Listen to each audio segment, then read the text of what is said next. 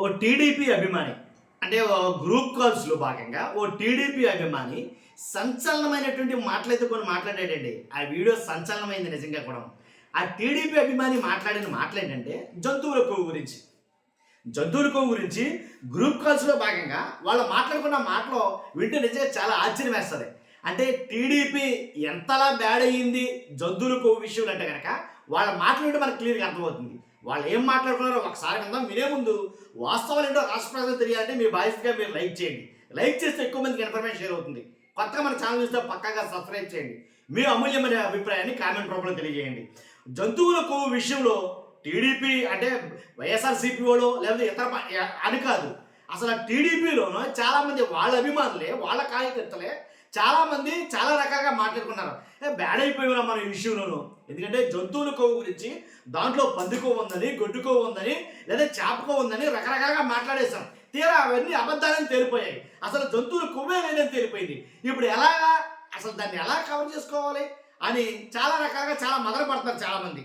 ఆ విషయంలోనే నేను చెప్తాను. ఒకసారి వీళ్ళు ఏం మాట్లాడుకున్నారో ఒకసారి విందాం. అసలు టీడీపీ అభిమాని అనమాట నిజంగా వాళ్ళ గ్రూపులు టీడీపీ గ్రూప్లో సరే తిరుపతిలో ఉండి పుట్టి పెరిగినడే చెప్తున్నాను. బఫున్ అయిపోయినా టీడీపీ కాదు కూటమి బఫున్ అయిపోయాం. టీడీపీ కాదు కూటమి బఫున్ అయిపోయింది. ఎందుకంటే వీళ్ళకే మళ్ళీ ఆయుధాలు మన ఆయుధాలు కూడా వాళ్ళ చేతుల్లోనే పెట్టేస్తున్నాను. నాకు చిన్న భయం ఉంది. ఆ భయం నాలో కనిపిస్తుంది. నేను ఎక్స్ప్రెస్ చేస్తాను అంతే. ఇంకేంటి వినంగా ఒక తిరుపతిలో పుట్టి పెరిగిన వ్యక్తిగా చెప్తున్నాను. ఈ జంతువుల కొవ్వు ఈ విషయం మీద మొత్తం బఫూన్ అయిపోయాము అని చెప్తున్నాడు ఆయన. ఆయన జోకర్లుగా మారిపోయాము, మనం జోకర్సం అయిపోయాము అని చెప్తున్నాడు అతను. ఎందుకంటే కనుక అది ఎంత బ్యాక్ ఫైర్ అయిందో, అది ఎంత రివర్స్ అయిందో మనకు తెలుసు. ఏదైతే సిబిఐ దర్యాప్తులో భాగంగా ఓ నివేదిక సమర్పించిందో ఆ నివేదికలో భాగంగా అసలు జంతువుల కొవ్వు అనేదే లేదని చెప్పింది. కాబట్టి అంతకుముందు ఎలా డిఫైన్ చేస్తున్నారు దాన్ని? జంతువుల కొవ్వు కలిపేశారు, పంది కొవ్వు కలిపేశారు, గొడ్డు కొవ్వు కలిపేశారు, చేపల కొవ్వు కలిపేశారు అని తిరుపతి ప్రసాదం చేతితో పట్టుకుంటే, ఆ మహాప్రసాదం చేతితో పట్టుకుంటే లేనిపోయిన అనుమానాలన్నీ వచ్చేలాగా దాన్ని క్రియేట్ చేశారు. కానీ ఇప్పుడు అది కాదు లేదు అని తేలిన తర్వాత ఎలా కవర్ చేసుకోవాలో ఎవరికి అర్థం కావట్లా.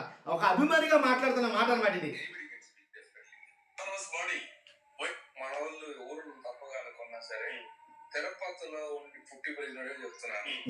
బఫున్ అయిపోయినా టీడీపీ కాదు కూటమి బఫున్ అయిపోయింది.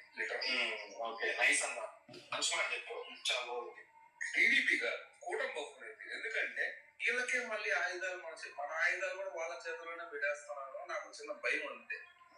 ఆ భయం నాలో కనిపిస్తుంది. ఏమిలా ఎలా అంటే ఓ పక్కన జంతువుల కొవ్వు లేదనేది స్పష్టంగా క్లియర్ కట్గా తెలిసింది. అసలు జంతువు కొవ్వు కలవలేదని క్లియర్ అయిపోయింది.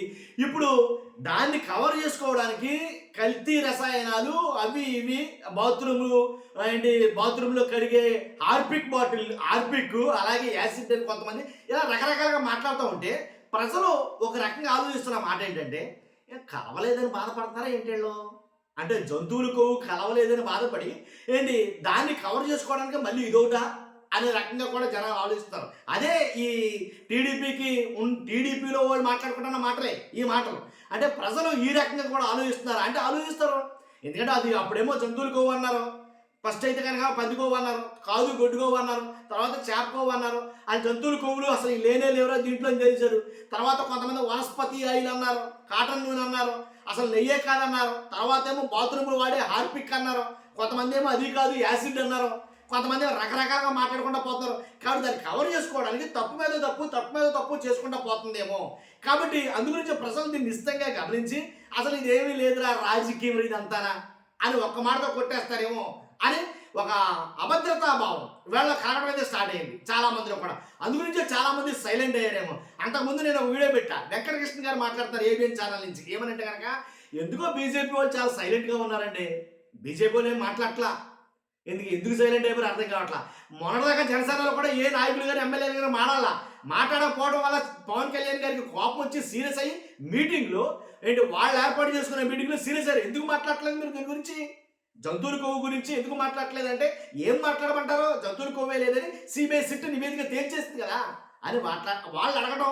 కాబట్టి వాళ్ళే మల్లగొల్లలు పట్టడం. కింది స్థాయి నాయకులకి అసలు దాని గురించి ఫేస్ చేయలేకపోవడం, తర్వాత విశ్వ హిందూ పరిషత్ వాళ్ళు దీని గురించి రాజకీయం చేయొద్దని అనడం, ఇలాగే ఇవన్నీ కలిసి బ్యాక్ ఫైర్ అయిందని నేను ఖచ్చితంగా చెప్తా. ఎందుకంటే కాబట్టి చూసారుగా ప్రత్యక్షంగా అలా కాదు కానీ ఈ వీడియో పెడతాను చూడండి ఒకసారి. వీడియో పెడతాను ఖచ్చితంగా చూస్తారని మీ అభిప్రాయం తెలియజేయండి. మన వాళ్ళు ఎవరు తప్పుగా అనుకున్నా సరే తిరుపతిలో ఉండి పుట్టి పెరిగినట్టుగా చెప్తున్నాను. బఫూన్ అయిపోయినా టీడీపీ కాదు కూటమి బఫూన్ అయిపోయింది లిటర్. ఓకే నైస్ అన్న, మంచి మాట చెప్పావు. చాలా రోజులకి టీడీపీ కాదు కూటమి బఫూన్ అయిపోయింది. ఎందుకంటే వీళ్ళకే మళ్ళీ ఆయుధాలు మన ఆయుధాలు కూడా వాళ్ళ చేతిలోనే పెడేస్తున్నాను. నాకు చిన్న భయం అంతే. ఆ భయం నాలో కనిపిస్తుంది, నేను ఎక్స్ప్రెస్ చేస్తాను అంతే, ఇంకేం లేదు. Anybody can speak. మన వాళ్ళు ఎవరు తప్పుగా అనుకున్నా సరే తిరుపతిలో ఉండి పుట్టి పెరిగినట్టుగా చెప్తున్నాను. బఫూన్ అయిపోయినా టీడీపీ కాదు కూటమి బఫూన్ అయిపోయింది లిటర్. ఓకే నైస్ అన్న, మంచి మాట చెప్పావు. చాలా రోజులకి టీడీపీ కాదు కూటమి బఫూన్ అయిపోయింది. ఎందుకంటే వీళ్ళకే మళ్ళీ ఆయుధాలు మన ఆయుధాలు కూడా వాళ్ళ చేతిలోనే పెడేస్తున్నాను. నాకు చిన్న భయం అంతే. ఆ భయం నాలో కనిపిస్తుంది, నేను ఎక్స్ప్రెస్ చేస్తాను అంతే, ఇంకేం లేదు. Anybody can speak.